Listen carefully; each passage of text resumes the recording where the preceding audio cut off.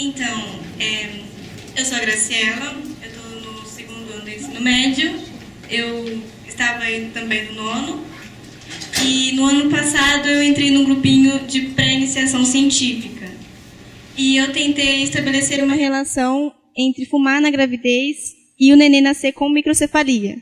Bom, micro vem de pequeno e cefalia vem de cefálico. Então seria uma cabeça pequena, onde a criança não se desenvolve, na maioria das vezes, como deveria. E os dados que eu utilizei para fazer essa análise foram de um estudo de corte. Ele acompanha um grupo de indivíduos por um longo período de tempo e que eles têm uma característica em comum. E tem dois tipos.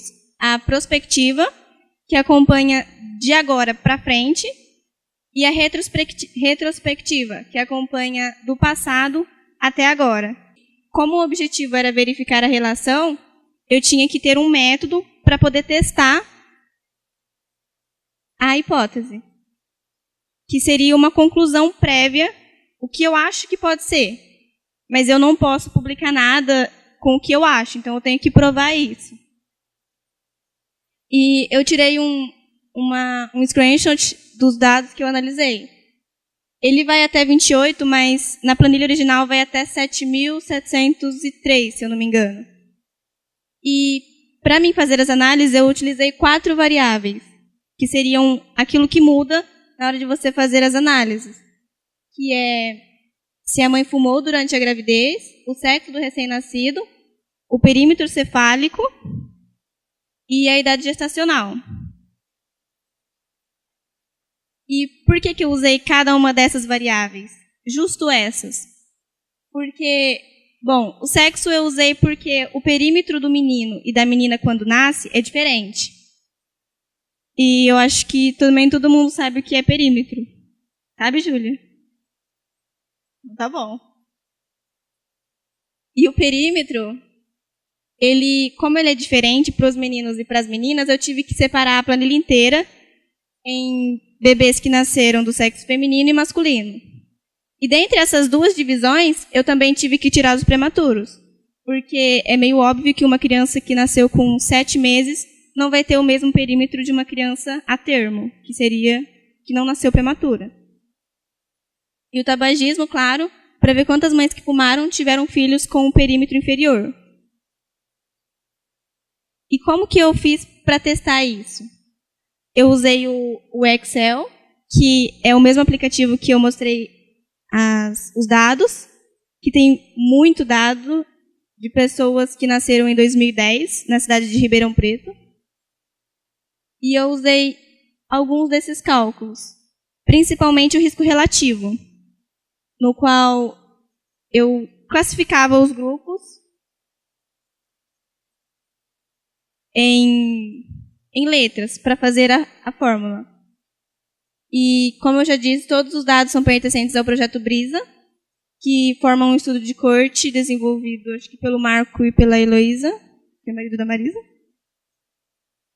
E 7.702 mães e todos os seus recém-nascidos nascidos em 2010 participaram desse estudo de corte.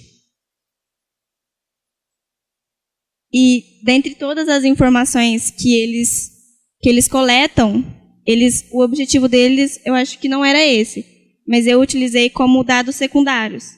Que o meu objetivo, eu não coletei os dados para fazer justamente isso, mas deu para mim fazer essa análise. E aí é como foi calculado o risco relativo, que eu dividi em 2 grupos, as mães que fumaram e as que não fumaram, e 2 variáveis, que seriam os bebês que nasceram ou não com microcefalia. As mães que fumaram e tiveram bebês com microcefalia foram classificados como A. As mães que fumaram e não tiveram filhos com microcefalia foi classificado como B. E as mães que não fumaram e tiveram filhos com microcefalia foram classificados como C. Do mesmo jeito que as mães que não fumaram não tiveram filhos com microcefalia foram classificados como D. Aí eu pegava, classificava em A, B, C, D, que está ali. Esses números são o número real e o número em porcentagem. Dá para ver que de um total de 7.000, só que eu só analisei 6.000, por causa que nem todos tinham os dados que eu precisava.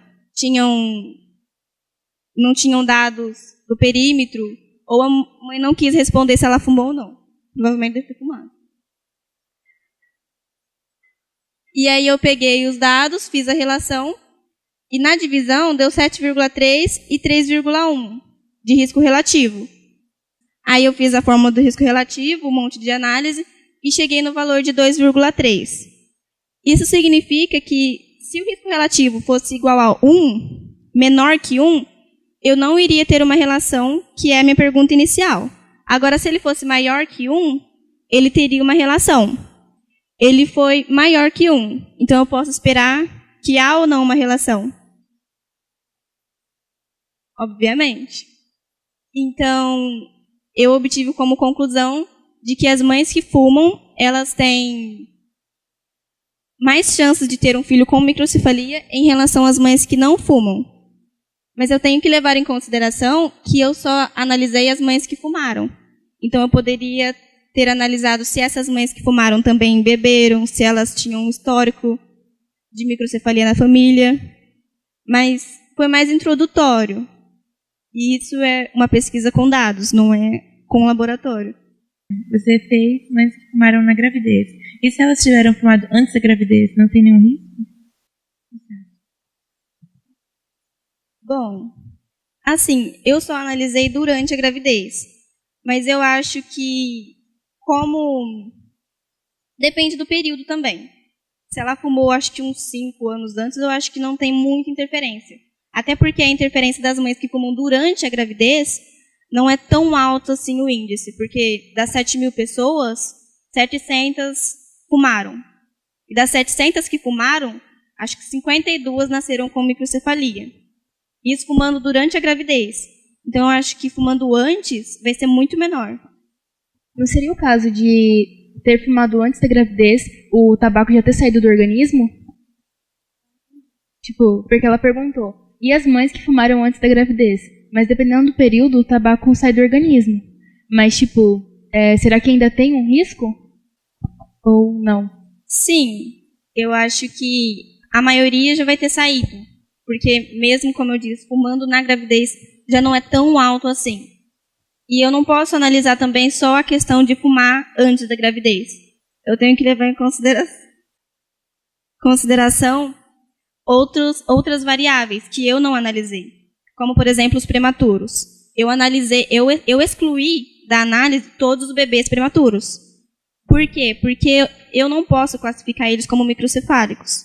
Então, eu teria que colocar uma medida limite para os prematuros. Porque eu perdi muito dado ali. E pode ser que muitos deles tinham microcefalia. Como você chegou ao ponto de falar, tipo, cara, se a mãe fuma, pode causar microcefalia na criança? Tipo, sei lá. Quando que eu cheguei nessa conclusão? Depois das análises de dados, que eu não podia afirmar nada antes disso. Então, depois que eu consegui comprovar isso estatisticamente, eu podia dizer que as chances das mães terem um filho com microcefalia fumando durante a gestação é maior em relação às que não fumam. Então, é só analisando que você consegue. Obrigado, Graciela, por contar pra gente, trazer um pouquinho dos seus resultados, viu? Obrigado.